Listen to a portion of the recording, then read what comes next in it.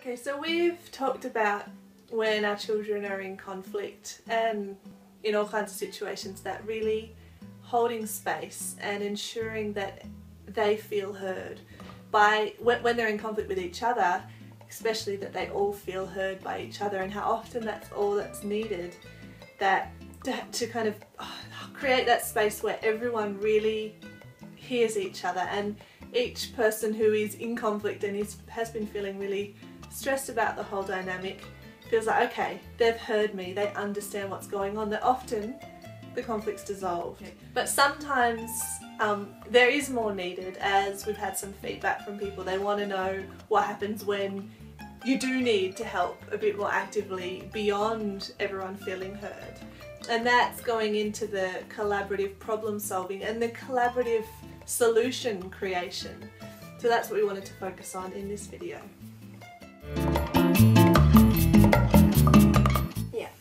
So in our mediation process, we call this part the transformation or the resolution piece. And as Kaya said, it's if it hasn't already happened when everyone's felt heard. You still need to come up with a solution or a way forwards. And there's a few pieces to this that we're going to just go through today that are part of the process, and you can take whichever bit most resonates, or you can play with all of them and whatever arises in the moment you use. Okay, so something that I've found really valuable with my children is to create kind of a meeting space where everyone's ideas are heard. So it's quite a creative process. It's a process where it's really clear that all ideas are welcome, and what we're doing is, given you already have done this, you've already made sure everyone's heard around what's going on for them, what they're feeling, what they're needing. So now everyone can come up with any ideas that might support everyone.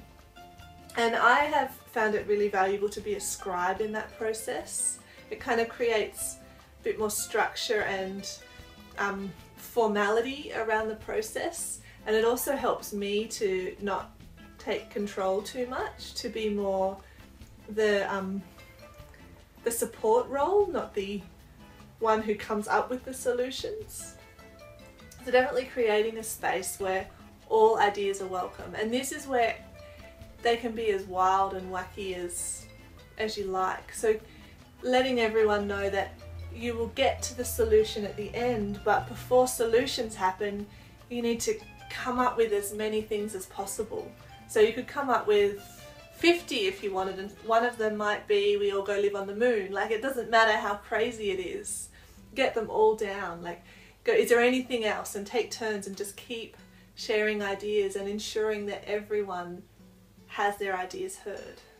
Okay, so when it feels like all ideas have been exhausted and your children have come up with any possible idea they can, and so have you and anyone else involved, that's when you can get a bit discerning and go through the ideas and tune in, does this really work for everyone, and cross out the ones that don't. But because you've really spent time exploring any possible ones, you'll often find that you'll have some that work for everyone at the end.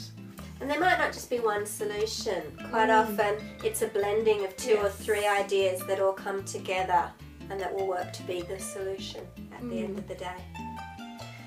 So another piece to all of that is Kaya talked about being the scribe and having a role that was to write all the ideas down. And that relates to another point that we talk about, and that is checking in with yourself in the brainstorming section a lot and asking yourself, do I need to speak? Because quite often we rush through this piece, which is another really important thing, to be patient, because we can see the perfect solution that will fix everything for everyone. And that's not what this is about.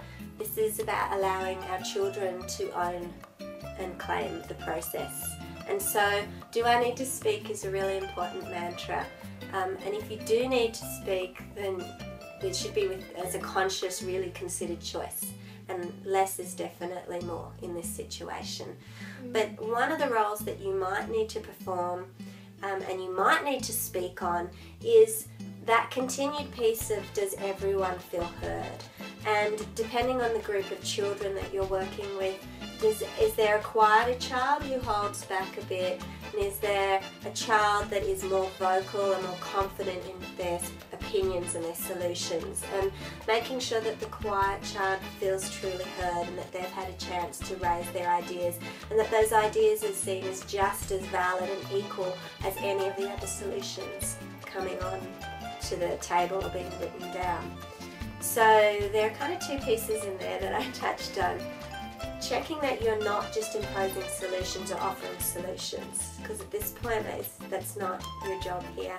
And that one of your roles might be, if you do choose to speak, might just be to ensure that everyone is still feeling heard and that everyone's ideas are still being seen as valid.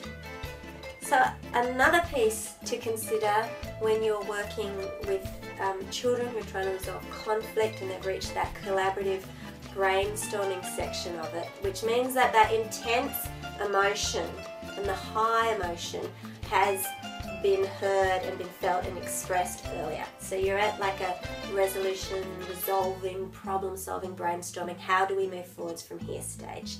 And at this point, another thing that's really important for you that you want to keep conscious is to be patient, because the desire to rush to the solution, to get moving, we've got to get out the door, or oh god, this is taking forever, or I know the perfect solution because I know all these children and I know exactly what would work for them all. All of that stuff, when you rush to the solution, takes the ownership away from your children and doesn't allow them to continue the process and to learn from that experience and to claim it and own it. And if they haven't claimed it and owned it, then they won't fully take it on board anyway at the end of the day. So you want to be patient and allow as much space for this. And it can take time, and the more children you have, the more time it takes. It's important to see this as an educational investment in your children's conflict resolution skills and their emotional intelligence skills. And then the final piece is around celebration and acknowledgement all together as a team. Like really making it be known by everyone that all together you just created a solution that didn't exist before you all worked together in this creative, collaborative way. And you came up with a solution that was completely new and completely collaborative. So really acknowledging that teamwork and how it wouldn't have worked without any part of the team. You all had your part in that, like really solidifying the value of the team and celebrating it.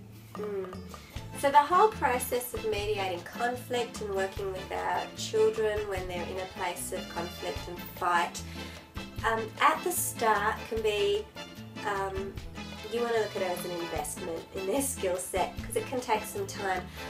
But having said that, children, given enough time and space, will own this process and will take it on, and they'll create amazing solutions, and after a while they'll create amazing solutions virtually on the fly. So while it might sound that we're talking about this very step-by-step and structured, over time your children will absorb these pieces and be able to take them on and work with them in a really fluid and authentic way for them. And without you as well. Yeah. Okay, so yeah, that's the collaborative solution creation process. Try it on with your children. As we said, when there's a need, sometimes you don't even need that. Sometimes they all just need to feel heard. But when there is something more, give that a go. We'd love to know how it went for you and your family. Bye.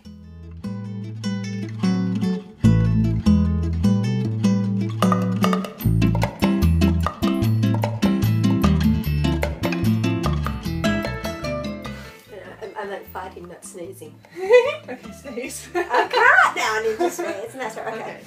Okay. I'll start that again. Yeah. Okay.